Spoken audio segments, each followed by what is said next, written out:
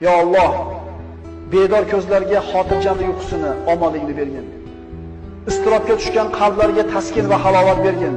Ularga yengillik va yaqin fathini bergin. Ya Alloh, ko'zlarini o'z nuringga hidoyat qilgin. Adashganlarni to'g'ri yo'lga boshlagin.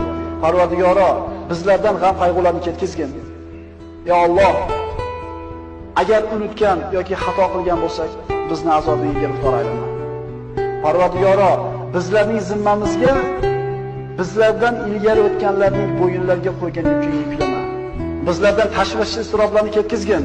Xavf va xatardan yolg'iz o'zingdan panoh so'raymiz.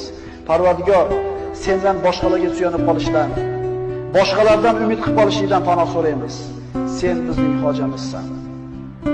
Uning ismini qalbingdan aytgin. Ishonib unga duo iltijo qilgin. Uning rahmatidan umid qil. U duolaringni eshitib turganiga va albatta ijobat qilishiga ishongin.